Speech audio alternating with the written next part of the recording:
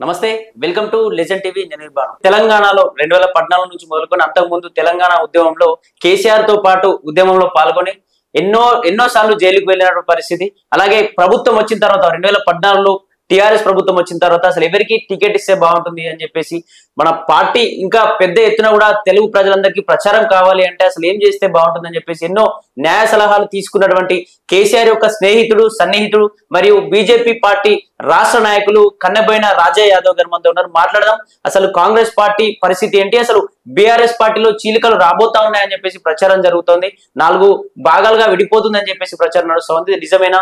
మరి కాంగ్రెస్ పరిపాలన వచ్చిన తర్వాత ఎలా ఉంది, ప్రజలందరూ సంతోషంగానే ఉన్నారా? మరి అటు బీఆర్ఎస్ తో పోలిస్తే కాంగ్రెస్ పరిపాలన ఎలా ఉంది? అలాగే బీజేపీ ప్రభుత్వం మరి నెక్స్ట్ బీజేపీ వస్తుందని చెప్పి మాట్లాడుతూ ఉన్నారు. బీజేపీ పరిస్థితి ఏంది, దానికి సంబంధించి ఎటువంటి మేనిఫెస్టో తీసుకురాబోతుంది బీజేపీ అని చెప్పేసి ఇవన్నీ విషయాలు మాట్లాడే ప్రయత్నం చేద్దాం. అన్న నమస్తే. అన్న నమస్తే. అన్న ఏంది ముందుగా అసలు కేసీఆర్ గారితో కన్నబోయిన రాజయ్యకు పరిచయం ఎట్లా అసలు తెలంగాణ ఉద్యమం నుంచి? అంటే నేను బీజేపీలో ఉంటుంది ఫస్ట్. అంటే 70 ఏళ్ల ఎమర్జెన్సీకి వ్యతిరేకంగా 76లో ఎమర్జెన్సీ విధించింది ఇందిరాగాంధీ. అప్పుడు నాకు 17 ఏళ్ళు. నాకు 17 ఏళ్ళు. ఓకే.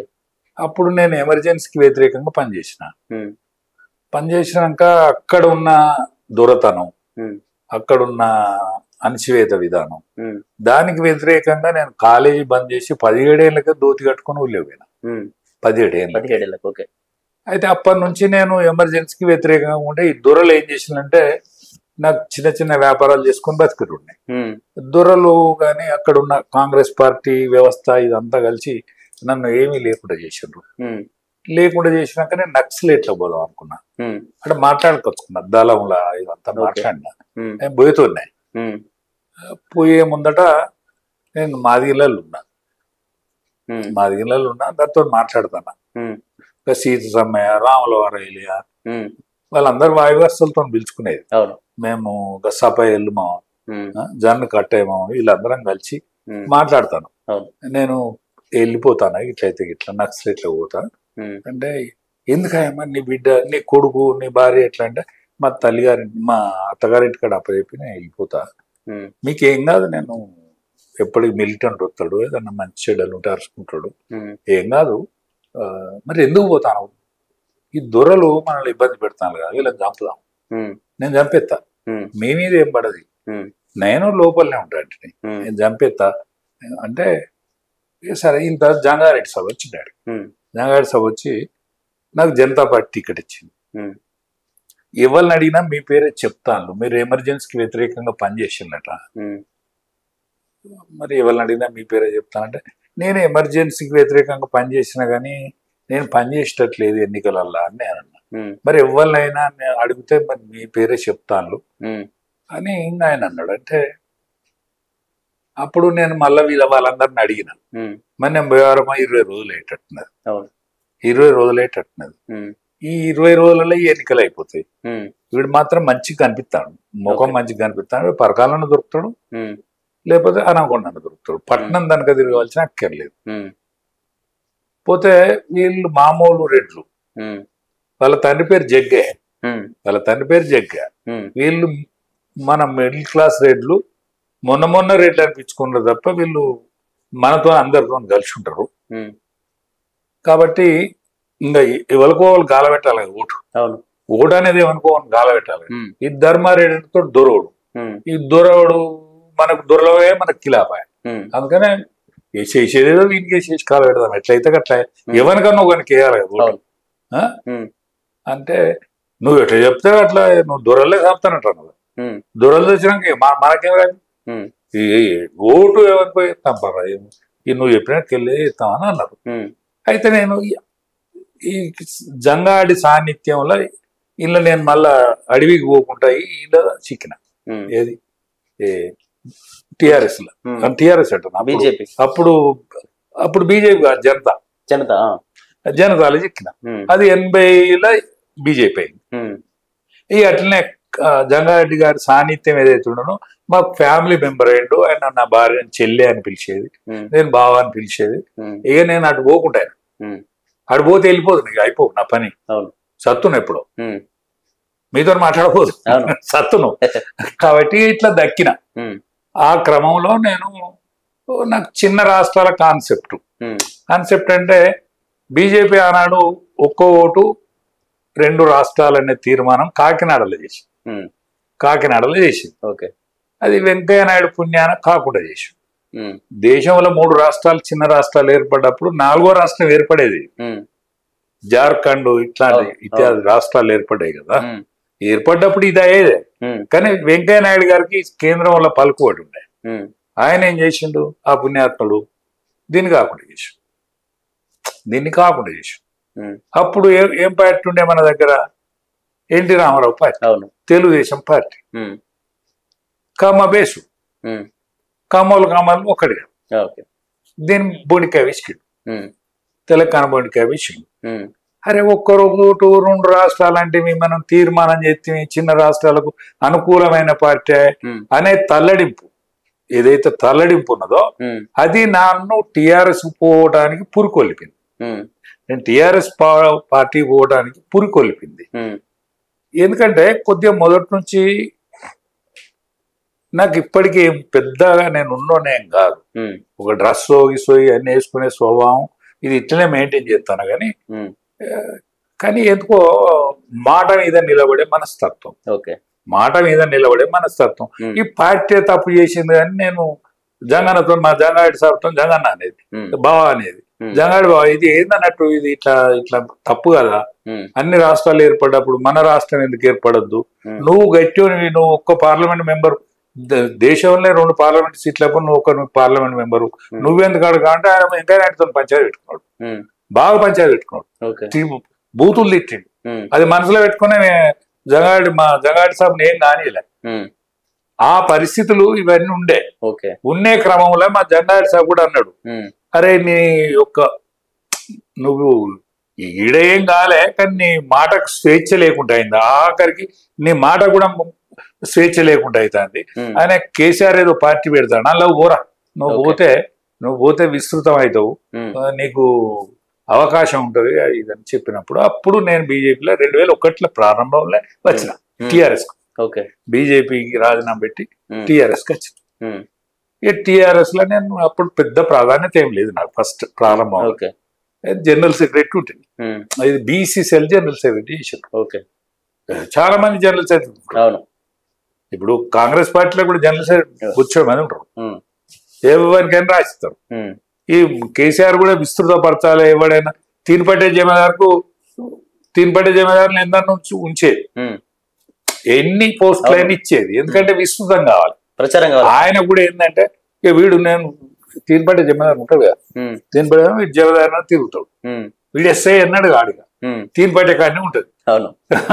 నేను తీన్పట్టే జమీదారును తినాలో పోయినప్పుడు ఒక బీసీసీలు జనరల్ సెక్రటరీ అయితే అప్పటి వరకు నాకు కేసీఆర్ని కలవలే, కలిసే అవకాశం రాలే. మా వినోద్ గారు నాకు బాగా సన్నిహితుడు. వినోద్ మాజీ ఎంపీ. రాజే గారు మీకు తగిన ప్రాధాన్యత లభించలే పార్టీలో, ఎందుకంటే మీరు బీజేపీలో అనేక సంవత్సరాలు కష్టపడి పనిచేసిన వాళ్ళు, రాష్ట్ర స్థాయి దాకా పోయిన మీరు, రాష్ట్ర గొర్రెల పెంపకందారుల సెల్ అధ్యక్షుడు ఉంటే నేను. ఈ గొర్రెల పెంపకందారుల సెల్ అనేది సృష్టించడానికి నేనే ప్రధాన భూమిక పోషించిన. ఎందుకంటే ఆల్ ఇండియాలో అప్పుడు గొర్రెల మీద నిషేధం ఉండే, అంటే ఈ జాతిని ప్రోత్సహించద్దు, అంటే గొర్రెలను ప్రోత్సహిస్తే చెట్లు నాశనం చేస్తాయి అనే దాంట్లో ఆల్ ఇండియాలో క్రమేణా ఈ సంతతిని ఏది పశు సంతతిలా ఈ గొర్రెలు మేకలు అనే సంతతిని లేకుండా మెల్లమెల్లగా వాటిని ప్రోత్సహించకుండా దానికి అదే ఇక ఆ వృత్తిని పాడైపోతుంది, మన చెట్లు రక్షణ జరుగుతుంది. అప్పుడు నేను 83లో 1983 అప్పుడు తెలుగుదేశం ప్రభుత్వం ఉండే, ఆ జమాన్లో నేను ఒక్కరినే తిరిగి 10,000 మందిని జమ చేసాను, ఒక్కరినే. అప్పుడు రోగాలు వచ్చినాయి బాగా, కట్టె కిందేసిండ్రు మా యాదవులందరూ. ఆ సందర్భాన్ని పురస్కరించుకొని నేను ఒక్కరినే తిరిగి ఒక తుమ్మ చెట్టు ఒక గొర్రె పొడేలు బొమ్మను వేసుకొని నేను ఒక్కరినే తిరిగితే 10,000 మంది జమ అయింది. అన్ని పార్టీలను పిలిచిన, తెలుగుదేశంలో ఉండేటువంటి ముఖ్య నాయకులు సంగమరెడ్డి సత్యనారాయణ గారు మాకు రవాణా శాఖ మంత్రి ఉండే, యనమల రామకృష్ణుడు అందరు మా కమ్యూనిటీకి సంబంధించిన వాళ్ళందరినీ పిలిచిన. అప్పుడు వడ్లకొండ నారాయణ స్వర్గీయ వడ్లకొండ నారాయణ సిపిఎం నాయకుడు, ఆయన అధ్యక్షతన మీటింగ్ పెట్టారు. నేను ఫస్ట్ ఉపన్యాసం ఇచ్చింది అన్న. ఫస్ట్ ఉపన్యాసం అద్దం ముందట రియాల్సెట్ చేసుకొని మాట్లాడే మాట నేర్చుకొని ఉపన్యాసం నేర్చుకొని ఫస్ట్ ఉపన్యాసం ఇచ్చిన.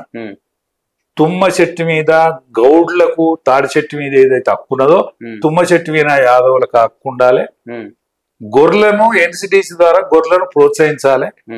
ఎందుకంటే మేక చెట్టును మేస్తుంది, గొర్రె గడ్డిని మేస్తుంది అనే నినాదం వరంగల్ జిల్లాలో పుట్టింది ఫస్ట్. దాని తర్వాత జంగారెడ్డి గారు కొంత సాయం చేసింది. దాని తర్వాత దత్తాత్రేయ గారు కాలంలో, దత్తాత్రేయ గారు సికింద్రాబాద్ ఎంపీ అయినాక ఆయన మా కులస్తుడే కాబట్టి ఈ వృత్తిని దక్కించడం అనే దానికి నినాదం వరంగల్లో పుట్టింది. దత్తాత్రేయ గారి ద్వారా పూర్తయి, జంగారెడ్డి ద్వారా ప్రారంభమై దత్తాత్రేయ ద్వారా పూర్తయి ఆల్ ఇండియాలో, ఆనాడు ఆల్ ఇండియాలో కూడా నిషేధం ఉండే, ఎన్సిడిసి దానిలో ప్రోత్సహించకపోయాయి. ఇవాళ ఆల్ ఇండియాలో కూడా గొర్రెలు అనేటి అభివృద్ధి చెందటానికి ప్రధాన కారణం వరంగల్ జిల్లా కేక. వరంగల్ జిల్లాలో ఒక యాదవుని కేకతోటి మేల్కొల్లదు. ఆ కేకే ఇవాళ యావత్ భారతానికి ఆ వృత్తిని ఎవరు చేస్తే వాళ్ళకు ఇవాళ గొర్రెలు కేంద్ర ప్రభుత్వం సబ్సిడీ మీద సప్లై చేస్తాను. ఆ క్రమంలో నేను చాలా అందరి వెంకయ్యనాయుడు సరసన కానీ, లేకపోతే దత్తాత్రేయ గారి సరసన కానీ, వి రామారావు సరసన కానీ, సిహెచ్ విద్యాసాగరరావు సరసన కానీ అనేక మంది సరసన నాకు సాన్నిధ్యం లభించేటువంటి అవకాశం ఆ పార్టీ ద్వారా దొరికింది. ఆ క్రమశిక్షణగా బతికే అటువంటి ఆలోచన ఆ పార్టీ నాకు నేర్పింది. ఆ పద్ధతులనే బతికిన, ఆ పద్ధతులనే పెరిగిన. కానీ చిన్న రాష్ట్రాల కాన్సెప్ట్ నన్ను ఉండనీయక టిఆర్ఎస్లోకి వచ్చిన. టిఆర్ఎస్కి వచ్చిన తర్వాత ఈ కేసీఆర్ తో పరిచయం చేస్తున్నాడు మా వినోద్ గారు. ఒకసారి మిమ్మల్ని 5 నిమిషాలు పరిచయం చేస్తా అంటే నాకు 3.5 గంటలు మాట్లాడండి ఆయన నాతోటి, మీతో. అక్కడికి అప్పుడే నన్ను రాదన్న అని మొత్తం వాళ్ళు పిలిచిండు. మర్చిపోలేనండి ఏది కూడా. విశ్వాసం ఉన్న కులం మాది. రాదన్న అని పిలిచిండు. నేను ఎంతో పరవశించిపోయాను. కేసీఆర్ నన్ను రాదన్న అని పిలుస్తాడా? చెప్పన్నా నేను. ఏం లేదు, నువ్వు బీసీసీఎల్ స్టేట్ ప్రెసిడెంట్ కావాలి,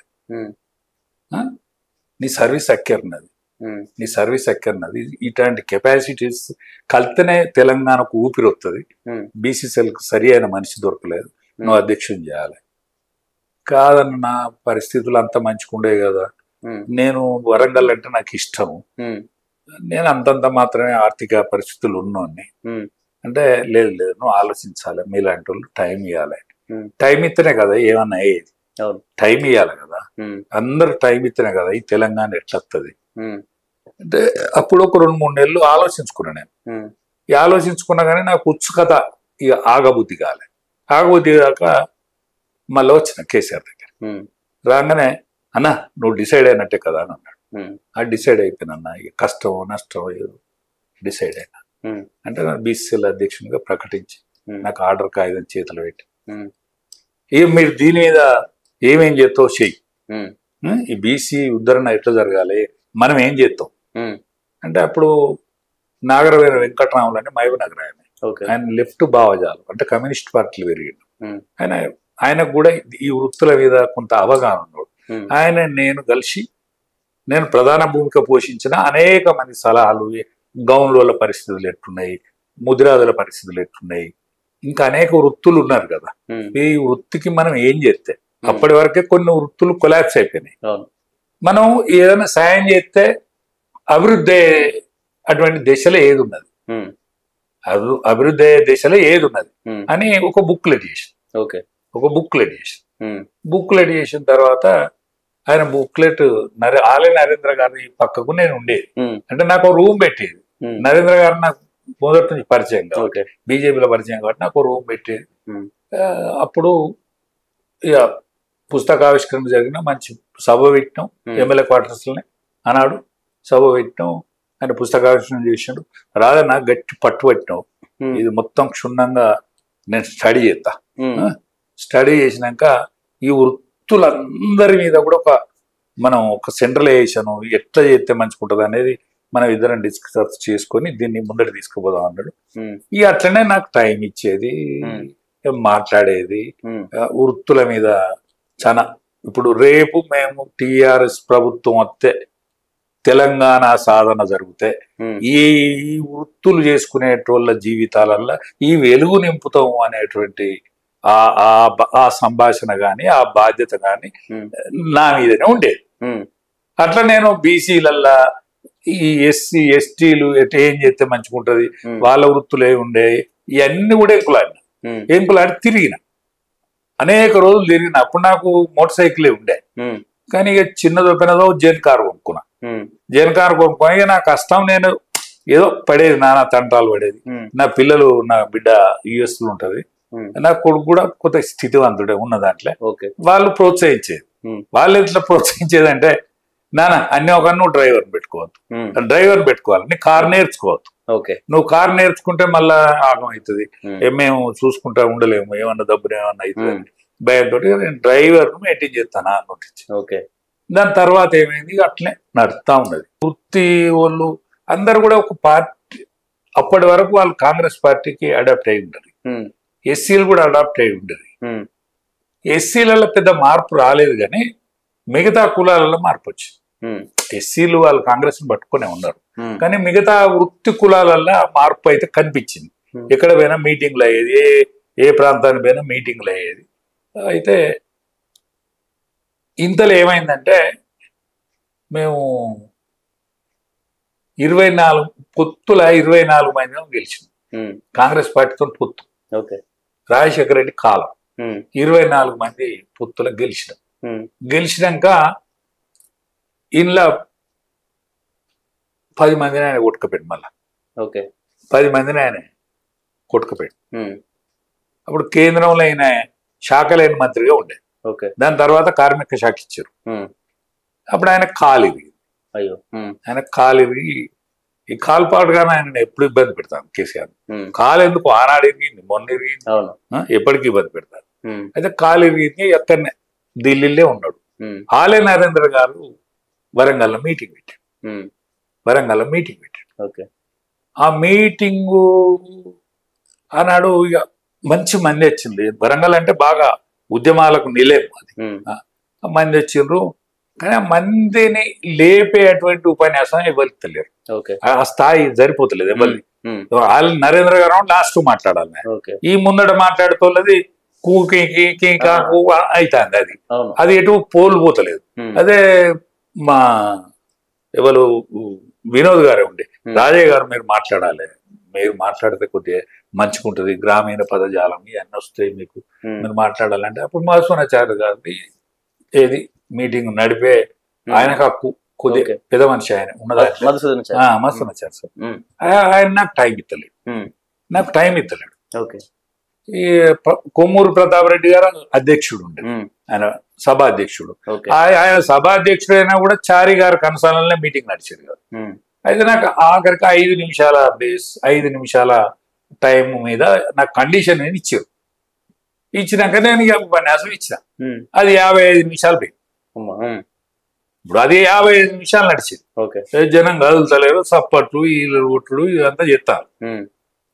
ఇది ఎవడో సెల్లు కేసీఆర్ కలిపిండు, పట్నపోలు ఉంటారు కదా హైదరాబాద్ లో, వాడు ఎవడో సెల్ కలిపిండు. ఇక విన్నాడు, కానీ విన్నాడా ఏం లేదో నాకు తెలియదు, నాకు అది కూడా తెలియదు.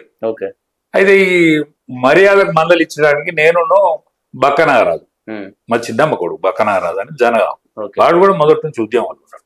వాడు నేను ఇద్దరం కలిసి ఢిల్లీ పోయినాక ఆ రోజు అన్నం తిన్నాం. మళ్ళీ మా వినోద్ సార్ ఇంటికాడ పండుకున్నాం. వినోద్ సార్ ఇంటికాడ పండుకుంటే తెల్లారి అన్న మాకు కన్ఫర్మ్ అయిందన్న, ఏమేమి పోతాను అని చెప్పిన.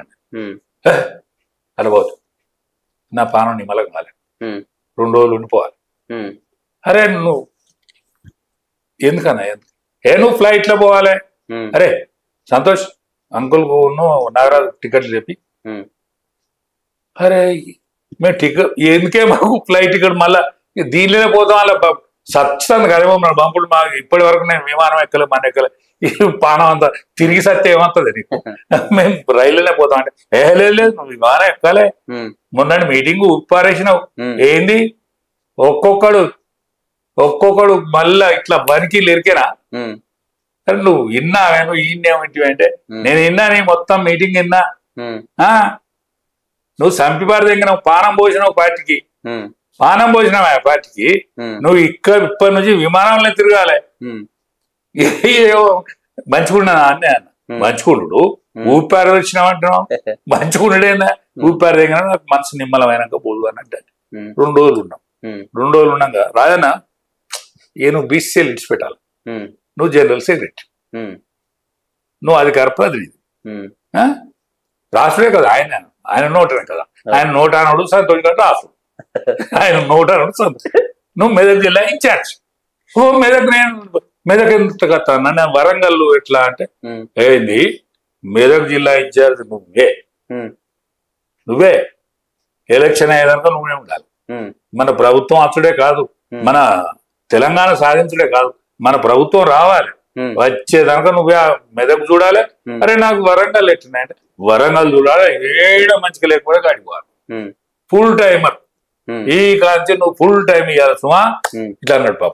వద్దన్నాను అని నేను వద్దన్నాను అట్లా అంటే నేను మళ్ళీ వచ్చి ఇన్ఛార్జినే, ప్రధాన కార్యదర్శినే, పొలిటికల్ బ్యూరో మెంబర్నే, ఇవన్నీ బరువులేసే నాకు ఎట్లా అని ఇనోవా కొనుక్కున్నా. మళ్ళీ ఎంత తిరగాలి, ఏ చిన్న కారుతో వెళ్తలేదని ఇనోవా కొనుక్కున్నా. ఇనోవా కొనుక్కున్నా కానీ నేను ఆయన నిన్నడైతే రూపాయి అడగలే, హరీష్ రావు కూడా అడగలే, ఎన్నడు కూడా. నా కష్టం నేను పడ్డా, ఎట్లనో వెళ్ళదీసిన. రేషన్ గల జాతి మాది, రేషన్ ఒకని కింద ఇట్లా చేయి ఆపుకునేది కాదు. మురళీ యాదవ్ అని నర్సాపూర్లో ఉండే, ఆయన నేనే పట్టుకొచ్చిన పార్టీలకు. ఆయన తెలుగుదేశం అధ్యక్షుడు ఉండే. నన్ను వాడికి పోయి మురళీ యాదవ్ని పట్టుకురావాలి, ఇవాళ అక్కడనే తినాలి, అన్నీ పండుకోవాలి, బోనాల పండుగ చూడాలి, మురళను తెల్లారో తేవాలి, ఆయన ఖచ్చితంగా ఎమ్మెల్యేని చేయాలి మనం. అంటే ఆయనకి బ్రెయిన్ వాష్ చేసి ఇక ఆయన నేను బ్రెయిన్ వాష్ చేయాలి ఎవడైనా. మాకు బ్రెయిన్ వాష్ చేసే కెపాసిటీ ఉండే. ఇక లంగేశం అంతా అతను వేయించి ఇక ఆయన ఆశీర్వదించి ముందుగా లంగేశం నేను వేసుడు, ఆయన ఆశీర్వదించుడు, ఆశీర్వదించుకొని మళ్ళీ ఎగబెడతాడు, మళ్ళీ వాడిని గదిలోకి తీసుకొని సంజాయించుడు. ఇంకా వాడిని ఎగబెడితే వాడు ఏడుచుడు, ఏడితే వాడిని దూడుచుడు. నేను ఇది నాది మంత్రసానితాను. అట్లా సరే ఇక కొనసాగినాం. ఒక్కటే నాకు ఏం చేయకున్నా ఏం ఇయ్యకున్నా ఆయనే అన్నాడు కానీ ఏమి ఇయ్యకున్నా ఏం చేయకున్నా యావత్ తెలంగాణలో నాకు గుర్తు వినిపించింది. ఇవాళ నేను బీజేపీలో ఉన్నా, బీజేపీ పార్టీ నాకు ప్రాధాన్యత ఇచ్చిందా ఇయ్యలేదని పక్కకు పెడితే, నేను పుట్టిన పార్టీ, నేను పెరిగిన పార్టీ, నేను క్రమశిక్షణ నేర్చుకున్న పార్టీ పక్కకు పెడితే, ఇవాళ నువ్వు నా దగ్గరకు వచ్చినావంటే నాకు కేసీఆర్ పుణ్యం. ఇవాళ మీరు నా దగ్గరకు వచ్చినావంటే నేనేమో ఇంద్రుని కాదు, చంద్రుని కాదు, నేనేమైనా పైసలు ఇచ్చేటోని కాదు, పైసలు ఖర్చు పెట్టేటోని కాదు. మీరు నా దగ్గరకు వచ్చినట్టే కేసీఆర్ పుణ్యమే. మరి ఆయన పదవులు ఇచ్చిన వాళ్ళు, మంత్రులు పదవి చేసిన వాళ్ళు, ఆయన పెంచిన వాళ్ళు, నా అంత కృతజ్ఞత దూరం ఉండి కూడా నా అంత కృతజ్ఞత ఉన్నదని నేను అనుకుంటలేను. నేను అనుకుంటలేను అన్న, తిట్టుకుంటూనే పోతాను అందరూ, తిట్టుకుంటూనే పోతాను. వేరే పార్టీ పోనే పోయారు, మొన్న 10 మంది ఎమ్మెల్యేలు పోనే పోయారు. అంటే ఉద్యమకారులను సర్వనాశనం చేసుకొని వాళ్ళను కళ్ళ నీళ్లు పెట్టుకుంటా అంటే ఎల్లగొట్టినటువంటి పార్టీ రాష్ట్రకర్తదా? ఇక అది రాష్ట్రకర్తదా అంటున్నా. మమ్మల్ని దిట్టిన వాళ్ళను లోపల పెట్టే, దెబ్బల పడ్డోళ్ళనో ఎల్లగొట్టే, దెబ్బల పడ్డోళ్ళు ఎల్లగొట్టే. అంటే నేనంటే నేను కాదు, పాట పాడినోడు, పాట రాసినోడు, దెబ్బలు పడ్డోడు, పోలీస్తో లాఠీ దెబ్బలు పడ్డోడు. అరే ఎంతమంది అండి కళ్ళకు నీళ్ళు ఎత్తే వాళ్ళు పడ్డ కష్టం. ఉండకూడదు ఉసురు తల్లిగా అక్కడ కాలిపోతాడు. ఎందుక ఇంతమంది కన్నీళ్ళు? 1200 మంది ప్రాణాలు తీసుకున్నారు. 1200 మంది ప్రాణాలు తీసుకున్నారు. నీ ఇంకోటి చచ్చిండా? నీ పాలోడు చచ్చిండా? అసలు టిఆర్ఎస్ పార్టీ ఒకటి చచ్చిండా? 360 మంది ఆనాడు చచ్చింది, పిట్టలు కాల్చినట్టు కాల్చింది. ఆనాడు మర్రి చెన్నారెడ్డి ముఖ్యమంత్రి, మర్రి చెన్నారెడ్డి దాన్ని అమ్మే, దాన్ని నాశనం చేసే. ఇవాళ నువ్వేం చేసినావు?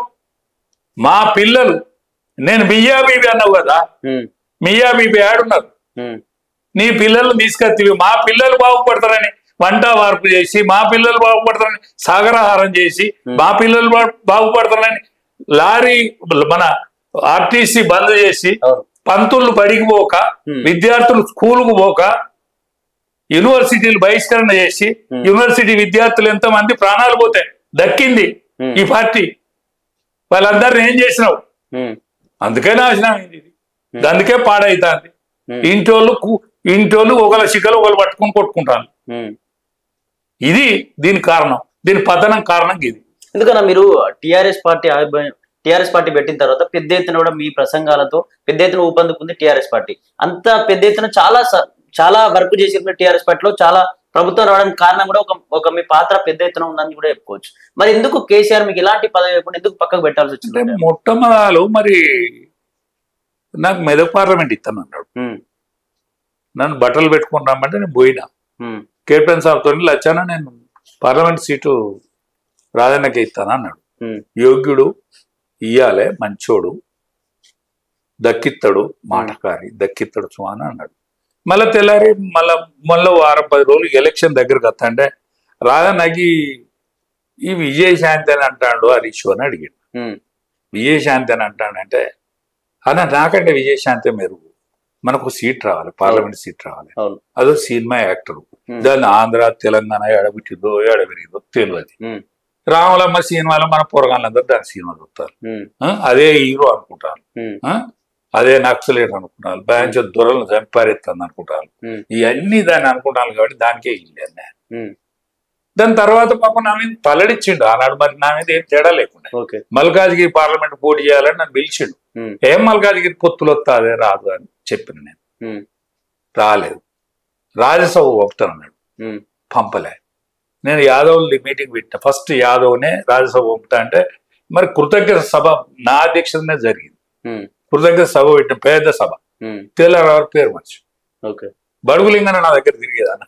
నీకు కేసీఆర్ దగ్గరే ఏదైనా చిన్న పదవి ఇప్పి అని తిరిగేది. ఆయన తీసుకొచ్చి రాజ్యసభ. అయినా నేనేమనుకోలేదు. ఎమ్మెల్సీ చేస్తున్నాడు, అయినా నేనేమనుకోలేదు. అయినా చెయ్యకుండా నేనేమనుకోలేదు. కానీ మనిషి వెళ్తలేడు, మాట్లాడతలేడు, పరాభవం. 12 గంటల రాత్రి కనుక ఆయనతో కలిసి ఉండే అవకాశం, ఆయన పక్కకు పోయేదనుక నేను తీసుకుపోయేటువంటి సాన్నిధ్యం. ఇది పోయినాక ఎంత కలకలంటదే పానం. ఆయన కొడుకు ప్రారంభోపన్యాసం చేసి కండో కప్పినోడు నేను, సభ్యత్వం ఇచ్చినోడు నేను. కవితమ్మను బతుకమ్మ అని ఎత్తుకొని తిరిగిన వాళ్ళలో నేను ఒకటి. వాళ్ళు ఆడతారు అయ్యలు, వాళ్ళకి బతుకమ్మ ఎక్కడిది? మంగళోళ్ళది బతుకమ్మ, శాలోళ్ళది బతుకమ్మ, సాగలోళ్ళది బతుకమ్మ, గోలోళ్ళది బతుకమ్మ, క్రిస్టియన్ల కలవకముందు మాదిగోళ్ళది బతుకమ్మ. వీళ్ళందరూ ఏదో పేద బక్క బతుకమ్మ. కోరిని కవిత వాళ్ళ అమ్మ ఆడిందా, ఆమె ఆడిందా, అమ్మగారి ఇంటికాడ బతుకమ్మ ఆడిందా? ఒకసారి ఆలోచించుకోవాలి. మేము అందరం కలిసి ఇవి తెలంగాణ ఉద్యమం రాజు బిడ్డ, తెలంగాణ ఉద్యమం రాజు బిడ్డ. మేము ఎత్తుకున్నాం, మేము తెలంగాణ పిచ్చోళ్ళం ఎత్తుకున్నాం. ఎత్తుకుంటే ఇట్లా ఆమె ఎక్కడ పోయింది? సారా వ్యాపారానికి ఎందుకు పోయినట్టు? రాజ్యసభ ఇప్పుడు పార్లమెంటుకు పంపిణీ, పార్లమెంటు ఎన్నికల ticket ticket ticket uncle ticket ticket చర్చకు వస్తుందని ఏమవుతలేదమ్మా. ఆయన దొంగరాత్రి పొల్లేడో పెట్టాను టికెట్ పెట్టి గెలిచే తెలంగాణ ఊపులో గెలిచి మళ్ళీ ఓడిపోతుంది. ఓడిపోయాక నువ్వు అలీనమనే కాదు, మళ్ళీ నీకు అలీనమో చిన్న పుచ్చుకున్నావని మళ్ళీ నీకు ఎమ్మెల్సీ కాదు. మరి ఇంతమంది ఈ కష్టపడ్డ వాళ్ళంతా ఇప్పటి మా ప్రకాష్ అన్న, వి ప్రకాష్ సిద్ధాంతకర్త, మా ఆచార్య జయశంకర్ శిష్యుడు, ప్రియ శిష్యుడు ఆయన. మరి ఆయన రాజ్యసభ పంపుతేమో, ఆయన ఎమ్మెల్సీ ఇస్తేమో ఇప్పటికి నిన్ను కాపాడుతాడు కదా. ఇప్పుడు మల్టీమీడియాలో నీ ఇజ్జత్ కాపాడుతాడు కదా. ఇప్పుడు కాళేశ్వరం విషయం కానీ అనేక విషయాలు అడ్డం వచ్చి కాపాడే ఒక్క మనిషి ఉన్నాడు. ఒక్క మనిషి చెప్పు. ఒక్క వి ప్రకాష్ గారే కదా నిన్ను అన్ని విధాలలో లెక్కలు వాతలకు అన్ని లెక్కలు చెప్తాడు. అలా అవినీతి జరిగిందా జరగలేదా అది వేరే ముచ్చట. ఇప్పుడు ఆయన బోస ఏదో కమిషన్ వచ్చింది కదా, ఆ కమిషన్ ఘోష్ అంటే బేష్ అంటాను. మరి బేష్గా జో ఆయన ఆ కమిషన్లో అయితే తేలుతుంది కదా, ఎవడు దోషి నిర్దోషి మంచి చెడ్డ. ఇప్పుడు జయలలిత కంటే పెద్దోనివి కాదు, లల్లు ప్రసాద్ కంటే మొనగానివి కాదు, హేమా ఏమీల కంటే కాదు. ఇప్పుడు కరుణానిధి బిడ్డే జైలుకు పోయింది, నీ బిడ్డ కూడా జైలుకు పోయింది, గల్ల పోటీ పడ్డది నీ బిడ్డ. కరుణానిధి మహానాయకుడు, ఆ నాయకునితోనే ఎవరు నాయకులంతా నాయకుడిని అంటే నువ్వు కూడా నాయకునివే, కానీ నీ బిడ్డ కూడా పోటీలో పడ్డది. కనిమొలి మీటింగ్, కనిమొలి జైలుకు పోతే నేనేం తక్కువ అని కవితవ కూడా జైలుకి, అందులో పోటీ బాగానే నడుస్తుంది, ఏ జైల్లో పోయే పోటీ. అంటే ఈ పతనానికి అన్ని ఎంతో మన నాకు తెలుస్తలేదు. ఇంకేమైనా అడుగుతారా మీరు? అంటే కేసీఆర్ తో మీరు పార్టీ విషయాలే కాకుండా పర్సనల్ కూడా కలిసేవారట, ఇంటి దగ్గర సిట్టింగ్ కూడా చేసేవారు, ఒక ఫ్రెండ్లీగా ఒక మంచి సన్నిహితుడిగా ఉండేవాళ్ళట, నిజమేనా? ఎట్లా ఉండేవాడు మీతో? మంచిగా చూసేది పాప, అట్లేం లేదు. పొద్దున టిఫిన్ కో భోజనం, టిఫిన్ చేయడు, భోజనమే, డైరెక్ట్ భోజనం చేస్తాడు. భోజనం చేసినాక ఇక మేము ఎటు పోయేతోళ్ళం అటు పోయేది. ఇక ఆయన ఏం పని లేకపోతే ఆయనతో పొద్దున్న దాకా మాట్లాడుకుంటే ఉండేది. పొద్దున్న దాకా ఆయనకు వినుడో మాట్లాడు. ఆయన కేసీఆర్ స్వభావం ఏంటంటే వినాలే, లేవో మాట్లాడాలి. ఏదన్నా అక్కడికి వచ్చే ముచ్చట దొరికింది అనుకో, మొత్తం కూపీ లాగేదానికి వినాలి, వింటాడు, చాలా శ్రోత. మళ్ళీ అంటే మాట్లాడతాడు, మళ్ళీ మిగతా శ్రోతగా వాళ్ళు కూడా వినాలి. అంటే అందులో అక్కడికి వచ్చే ముచ్చట ఏమన్నా దగ్గర వెళ్తే చెప్పే చాయ్ చెప్పో, చాయలు పట్టుకోవాలి, ఇట్లా వినాలి, లేకుండా చెప్పాలి, చెప్తే వినాలి. ఇది ఆయన పద్ధతి, అది ఆయన జీవన విధానం పద్ధతి అది. సాయంకాలం కూడా నేను అప్పుడప్పుడు ఆయనతో సిట్టింగ్ చేసేది. ఆయన డ్రింక్ చేస్తాడు, కానీ పొద్దున్న తాగుతారు అది ఇదని అంటారు, కానీ తప్పు, తప్పు తప్పు. ఆయన మీదకి అంటే ఏ మాట కా మాట మాట్లాడాలి, ఏది తప్పు. ఆయన పొద్దు దాకా సుఖ కూడా తాగాడు, పరాగతిగా ఈ పని అయిపోయింది, అన్ని పనులు పూర్తి చేసినాక ఆయనకి ఇతవులు అన్నట్టు, అంటే సాయంకాలం కూర్చుండేటువంటి శక్తివంతులే ఉండేది కదా, అంటే ఆ స్థాయి ఉన్నోళ్ళే ఉండేది. ఆ స్థాయి ఉన్నోళ్ళ కనుక దానిలో నేను ఒకని, నేను స్నానం చేసి వస్తా, మీరు అందరూ కూర్చోలే అని ఇక ఆయన స్నానం చేసి వచ్చేది. సరే తాగేది, ఇక అందరూ ఒక్కొక్కరు లేచిపోయేది.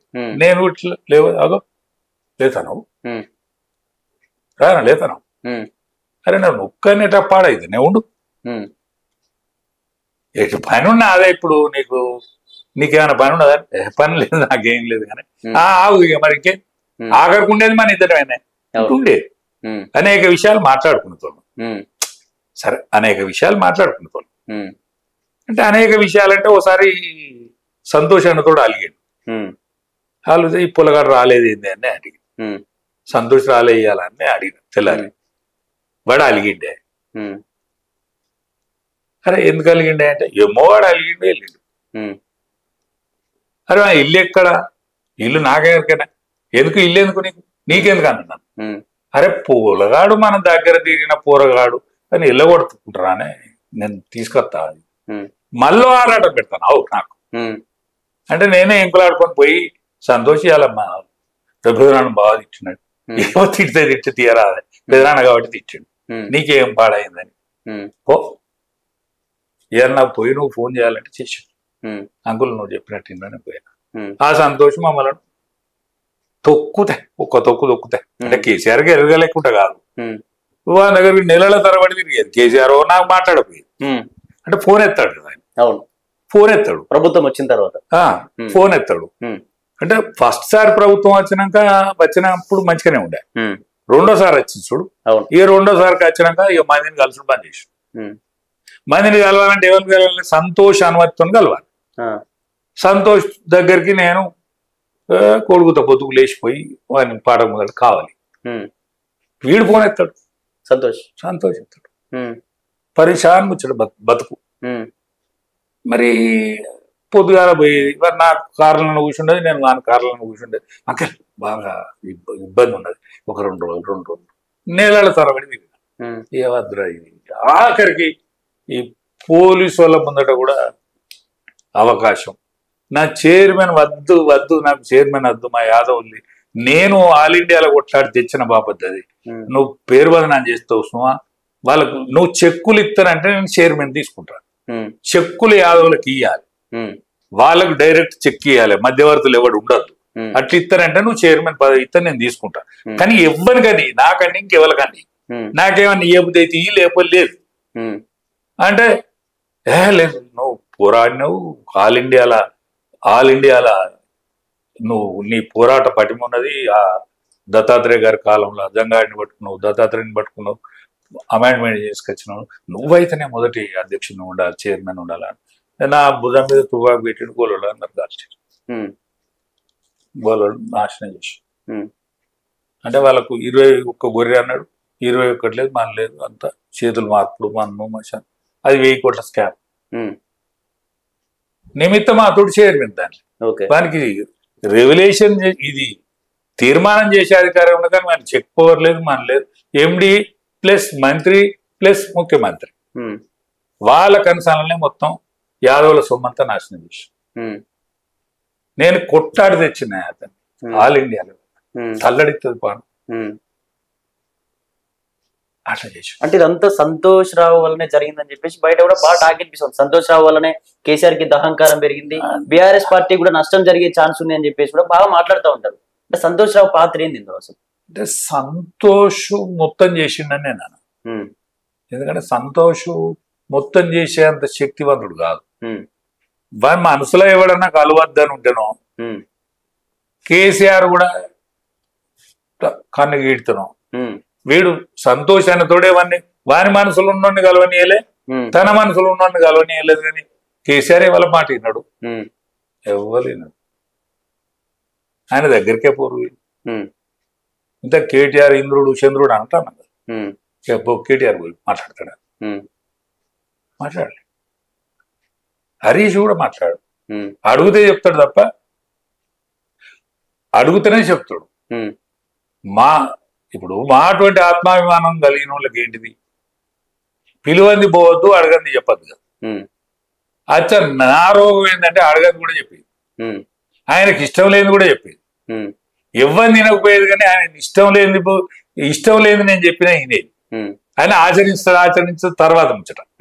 మా దేశపతి శ్రీనివాస్ గారు అనేది, రాజయ్య గారు మీరు ఒక్కడే సార్ దగ్గర మాట్లాడేది, ఆయన వినందు కూడా మీరు చెప్తారు, చెప్పినప్పుడు ఆయన ఆలోచనలు పడతాడు, అప్పుడప్పుడు పడ్డట్టు అవుపాడు, అది వేరే ముచ్చట. కానీ అంటే నా స్వభావం, నేనేం చేయాలి, నా స్వభావం. ఇప్పుడు దాదాపుగా సహజంగా జాతి లక్షణం ఉంటుంది. ఇప్పుడు దొరలకు పీడితులకు, అంటే పీడితుల మధ్య ఈ దొరతనం, అంటే క్యాపిటలిస్టుల మధ్య ఉండే తేడా ఏంటంటే వాళ్ళు కడుపులో పెట్టుకుంటారు, మీదికి మందలిస్తారు. వాళ్ళు మీదికి నవ్వుతారు, కడుపులో కుట్టు ఉంటుంది. ఈ పీడితులు ఎవరైతున్నారు, పీడిత జాతి ఎవరైనా, బీసీలు కానీ దళితులు కానీ, అంటే ఎస్సీలు మాదిగలు కానీ మాలలు, వీళ్ళు చెప్తారు, సంతోషపడతారు, హామీకి సంతోషపెడతారు వీళ్ళు. పోతే కడుపులు ఉన్న మాట చెప్తారు. కానీ నష్టం చేసి కష్టం చేసి ఇబ్బంది పెడితే మాత్రం కడుపులో పెట్టుకుని, వీళ్ళు కూడా కడుపులో పెట్టుకొని ఓవర్గా తీసి నేల కొడతారు. ఈ స్వభావం పీడితుల దగ్గర ఉంటుంది. ఇది 1000 ఏళ్ల బానిసత్వం, 75 సంవత్సరాల స్వాతంత్రం. ఈ మన దగ్గర అన్నిటికంటే తెలంగాణ ప్రాంతంలో అవస్థపడ్డటువంటి జాతి ఏదన్నా ఉన్నదంటే అది బీసీలు, మాదిగలు, మాలలు, ఎస్సీలు, ఎస్టీలు. వీళ్ళే అవమానం. వీళ్ళే ఈ రాజుల మధ్య గాని, ముస్లిం రాజుల దౌర్జన్యానికి గాని, దొరల దౌర్జన్యానికి గాని, పోతే ఆనాడు యొక్క సుల్తాన్ల దౌర్జన్యానికి గాని, ఆనాడు ఎంత ఇబ్బంది పెట్టిర్లే, నా బాల్యం తెలుసు నాకు, చాలా ఇబ్బంది పెట్టిర్రు. ఆ ఇబ్బందికి వ్యతిరేకంగా పుట్టిందే తెలంగాణ. ఆనాడు చెన్నారెడ్డి పెట్టిన పార్టీ కాదు. చెన్నారెడ్డి పార్టీ కాదు అని తను చెప్పన, సంగమరెడ్డి సత్యనారాయణ గారని వరంగల్ యాదవ్ సోదరుడు, ఆయన తొలి సమితి ప్రెసిడెంట్ ఉండే 2 సార్లు. దాని తర్వాత కేంద్రంలో రాష్ట్రంలో రవాణా శాఖ మంత్రి ఉండే. ఆయన అన్నాడు, అరే రాబోయి మర్రి చెన్నారెడ్డి ఇకనైనా రాబోయి వెర్రి చెన్నారెడ్డి అని పాట పాడిండు. అంటే చెన్నారెడ్డి లేనంట కదా ఉద్యమంలో. ఈయన ఉద్యమం కంటే ముందు ఇందిరారెడ్డి ఉద్యమం చేసి అనేక మంది ఉద్యమకారులు ప్రత్యేక తెలంగాణ కోసం తిప్పలబడ్డారు. పోతే నక్సలైట్ తీర్మానం స్వర్గీయ సాయిబాబారావు గారు నక్సలైట్ల తీర్మానం చేసుకొచ్చు. బీజేపీ తీర్మానం చేసింది. బీజేపీ కూడా ఒక్క ఓటైతే 2 రాష్ట్రాలు చేస్తామని అన్నాడు తీర్మానం చేసింది. ఆయన సుష్మా స్వరాజ్ నువ్వు బిల్లు పెడతావా అని శిరోమండనం చేసుకొని నిరాహార దీక్ష పట్టణాన్ని గద్దించింది సోనియా గాంధీ. సోనియా గాంధీ మా వాళ్ళే మాకు పోవాంగులు ఎత్తాను, మీరు సమర్థిస్తామంటే నేను బిల్లు పెడతాను పెట్టింది. మీరా కుమారి ఆనాడు స్పీకర్ గా ఉండే. ఈ 3 అమ్మలు కలిస్తే తెలంగాణ వచ్చింది. 3 అమ్మల అనుమతితోటి తెలంగాణ వచ్చింది. నేను కేసీఆర్ ఢిల్లీలో ఒకటే రూమ్లు ఉన్నాం. అరే నువ్వు పోరాదే అంటే నేను పోతే అవుతా ఒక్క పోసి గారిని నేను పోతే అవుతా అన్న అంటే అరే ఇజ్జత్ పోదా అని మనకు బయట ఇజ్జతా ఆమె గదిరియాలి, ఇక భయపడాలి, బిల్లు పెట్టాలి, రావాలి. అట్లా నడిచింది. అంటే ఇప్పుడు ఈ విషయాన్ని మాట్లాడుకుంటే హరీష్ రావు పరిస్థితి, హరీష్ రావు మీతో ఎట్లా ఉండేవాడు? ఇప్పుడు హరీష్ రావు పార్టీ విడిపోబోతుంది, పార్టీ నుంచి హరీష్ రావు బీజేపీలోకి వెళ్ళబోతుందని చెప్పేసి చాలా ప్రచారం కూడా జరుగుతా ఉంది. వెళ్లే ఛాన్స్ ఉందా నిజంగా హరీష్ రావు? అంటే ఆయన కొద్దిగా మావంటే బాగా ఇష్టం, మావంటే బాగా ఇష్టం. ఇప్పటి వరకు జరిగింది అయితే ఆయనకు అవమానమే. మంత్రి కావచ్చు, ఏమైనా కావచ్చు, ఎమ్మెల్యే కాకముందు కూడా మంత్రి కావచ్చు, కానీ ఇప్పటి మాత్రం వీళ్ళిద్దరు వచ్చిన తర్వాత, కవిత రాము వచ్చిన తర్వాత అవమానమే జరుగుతుంది. ఇప్పుడు ఆయన మంత్రి పదవి లేకుండా ఒక్కడే ఉన్నాడు కదా. అంటే ఒక్కడున్నో మేము తెలుసు ఇద్దరే కదా మంత్రులు ఉన్నది, అనేక రోజులు ఉంచిండు కదా. అప్పుడు ఏం చేసిండు? కొడుకు వర్కింగ్ ప్రెసిడెంట్ చేసి, వర్కింగ్ ప్రెసిడెంట్ చేసి అందరూ అనుకున్నది ఆయన తర్వాత వెంటనే ముఖ్యమంత్రి చేస్తారు. కానీ ఆయన చేయడు. ముఖ్యమంత్రి ఆయన కూడా చేయకపోవు, చేయడు కూడా. ఇప్పుడు వచ్చే అవకాశం లేదు, అప్పుడు చేసే అవకాశం లేదు. అప్పుడు చేసే అవకాశం లేదు. ఎందుకంటే ఈ ఫ్యూడల్ మెంటాలిటీ ఏంటంటే వాళ్ళే ఉండాలనుకుంటారు. ఇప్పుడు వాళ్ళే ఉండాలనుకుంటారు. ఔరంగజేబు ఏమనుకున్నాడు? తమ్ములను చంపిండు, తండ్రిని జైల్లో పెట్టిండు. ఔరంగజేబు ఆయన ఈ ఫ్యూడల్ మెంటాలిటీ వాళ్ళందరూ అట్నే ఉంటారు. ఆ మెంటాలిటీ మనకు తెలియదు, పాడై మన కడుపులో ఉండదు కాబట్టి తెలియదు. కానీ అప్పుడు కూడా కేటీఆర్ ఆయన చేయకపోవు. ఇప్పుడు కేటీఆర్ కాడు, ఇప్పుడు కేసీఆర్ గాడు, నాకు కేటీఆర్ గాడు. పరిస్థితి మారిపోయింది, పరిస్థితి మారిపోయింది. ఆ పార్టీ పని అయిపోయింది, ఆ పార్టీ పనే అయిపోయింది మొత్తం కింద పెట్టి. కానీ హరీష్ లాస్ట్కి అరే హరీష్ ఇది నన్ను జంగాడాడు చూడు, అరే ఇది కాదురా నువ్వు వాళ్ళు పార్టీ పెడతాను, హరీష్ ఇక ఇదంతా నాశనం అవుతుంది, ఇదంతా మంచిగా లేదు, ఇక మర్యాద అన్నది ఎక్కించేటట్టు మేము ఏమన్నా చేసుకోపో అనేదనక ఉంటాడు. అంటే అందరు అంటాను నిజమే, అమిత్ షాతోని లింక్ ఉన్నది, మాట్లాడతాను అన్ని అంటాను. కానీ హరీష్కి ఒక కెపాసిటీ ఏంటంటే పొద్దున్న దాకా ఆకలి ఉండని, ఆయన ముఖం మీద కనిపించేది విచారణ, ఆకలి ఉండని, ఎవడన్నా ఎన్నంత పలగా దెబ్బలు కొట్టని, ఆయన బయటవాడు. ఈ పెయిన్ భరించే మనస్తత్వం హరీష్ దగ్గర ఉన్నాయి. సంతోష్ దగ్గర నీలివెల్ల విషయం, కానీ పెదవులను అవుతాయి. ఈ వెంట్రుక కాంచెలు మొదలుకుంటే కాలు చివరి గోరు కనుక విషయం ఉంటది, కానీ మంచిగానే అవుతాడు. మాట్లాడుతున్నావు అని మర్మాలు వెళ్తుంది. అంకుల్ అంటాడు మరి రామస్ అక్కడ నవ్వుముఖం ఇచ్చిన వాళ్ళ తల్లిదండ్రి పుణ్యమో ఏమో, రామస్ అక్కడ నడు ఇచ్చింది నవ్వు, కానీ మొత్తం విషయం ఇచ్చింది. ఇప్పుడు ఏదైతే మొన్న వరంగల్ పెట్టినటువంటి హుస్నాబాద్ లో రజతోత్సవ సభ ఏర్పాటు చేసి 25 సంవత్సరాలు కంప్లీట్ చేసుకుంది టీఆర్ఎస్ పార్టీ అని చెప్పేసి అక్కడ పెట్టిన కటౌట్లో కూడా ఒక్కటి కూడా హరీష్ రావు కటౌట్ లేదని చెప్పేసి అప్పుడు హరీష్ రావు యొక్క అభిమానులు ఎవరైతే ఉంటే అందరూ చాలా మంది కూడా ఇబ్బంది పడ్డారు. హరీష్ రావు కూడా బయటకు చెప్పలేకపోయాడు, ఏదో ప్రెస్ మీట్ పెట్టి మేనేజ్ చేసే ప్రయత్నం చేసాడు. మరి దాన్ని బట్టి నిజంగా హరీష్ రావుకు అందులో అయిపోతుంది, అతని పరిస్థితి లేదు, బీఆర్ఎస్ పార్టీ నుంచి పక్కకు వస్తుందని చెప్పి అప్పటి నుంచి ప్రచారం నడుస్తూ ఉంది. మరి అసలు ఏ విధంగా ఎందుకు అసలు హరీష్ రావుని ఇట్లా అంటే ఇప్పుడు టిఆర్ఎస్ పార్టీ ఆయనది కాదు, కవులు, కళాకారులు, ఉద్యమ నాయకులు, లెఫ్ట్ రైట్ వీళ్ళందరూ కలిస్తే అది టిఆర్ఎస్ రూపం వచ్చింది. ఆనాటి కారు గుర్తు గాని, ఆనాటి కలర్ గాని, ఇవన్నీ అందరు నిష్ఠాతులు కలిసి సెలెక్ట్ చేసింది. అది వరకు మేము కాళోజీ విగ్రహాన్ని కాళోజీ బొమ్మను పెట్టుకునేది, తెలంగాణ తల్లి బొమ్మను పెట్టేది, కాళోజీ బొమ్మను పెట్టేది, స్వర్గీయ జయశంకర్ గారి బొమ్మ పెట్టుకునేది. ఇప్పుడు మాకు ఆ పార్టీలో మిగిలినోడు ఎవడా అంటే జయశంకర్ సాబ్ చచ్చిపోయాడు, నాయన్ నరసన్న చచ్చిపోయాడు, మేము 5 రోజులు జైలు పోయాను. 5 జైళ్ళలో పోతే నేను విజయరామరావు ఆ పార్టీలు లేవు. కెప్టెన్ సాబ్ ఒక్కడు మిగిలిడు, కెప్టెన్ సాబ్ ఒక్కడు మిగిలిడు. ఆయన బొమ్మ పెడితేమో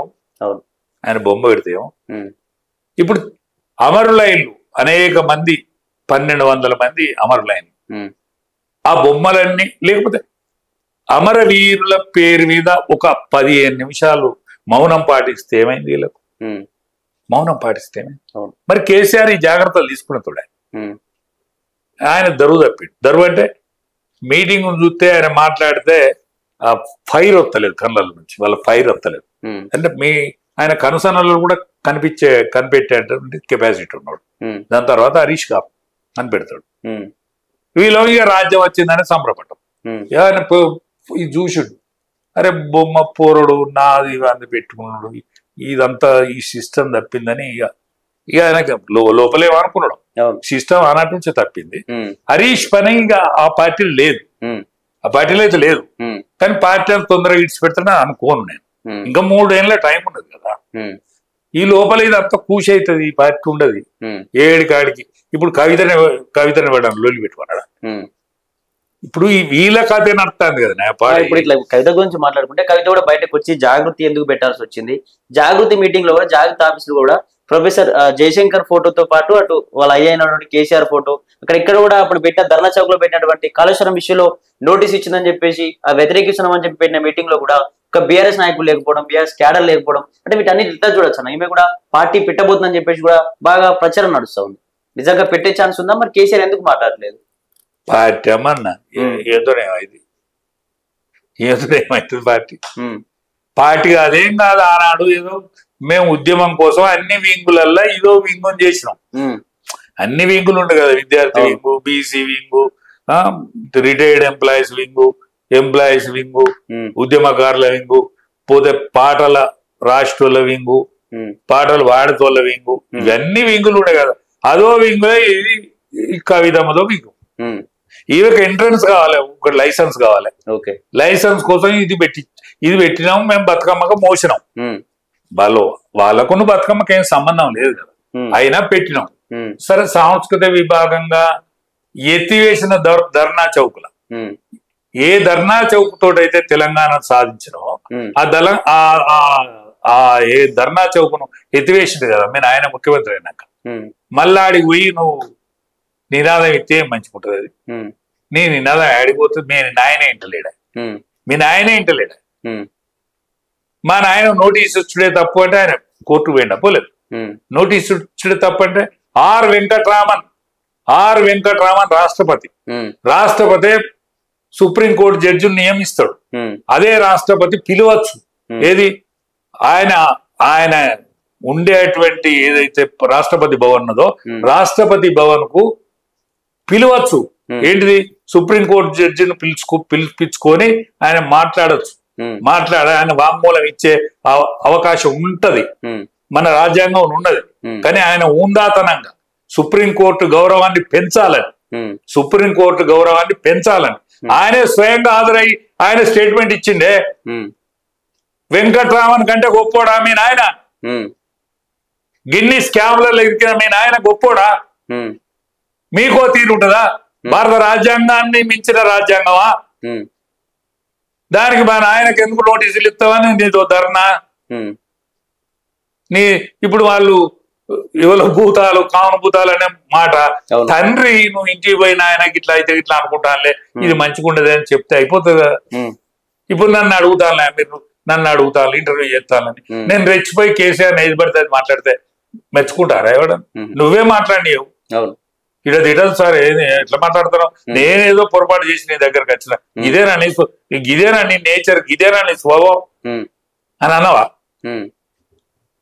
వీళ్ళు చేసేది గిదానే, జిందాబాదులు కొట్టుడక కేసీఆర్ గియా. అది కోర్టు అండి. రాజ్యాంగాన్ని రక్షించేటువంటి వ్యవస్థ. బిఆర్ అంబేద్కర్ గారు అనేక కష్ట నష్టాలు కోర్చి అనేక మంది సలహా సంప్రది తీసుకొని మన రాజ్యాంగం ఎట్లుండాలి, మన పద్ధతి ఎట్లుండాలి, మన గౌరవం మర్యాదలు ఎట్లుండాలి, ఇవన్నీ ఆలోచించినాడు కదా. ఆనాడు రాజ్యాంగంలో అనేక మంది ఎంతమంది తిప్పలబడ్డరు, ఈ నిర్మాణం కోసం ఎంతమంది తిప్పలబడ్డరు, ఎన్ని రియాల్సెస్ చేసిళ్ళు, ఎన్ని తిప్పలు పడ్డరు, ఎన్ని రాజ్యాలు తిరిగిండు. అన్నాడు అంబేద్కర్, ఎన్ని రాజ్యాలు తిరిగిండు ఆయన. ఏది రాజ్యాంగం మంచుకున్నది, ఏది మంచుకున్నది, ఏది ఎక్కడ ఉన్నదని అన్ని తిరిగి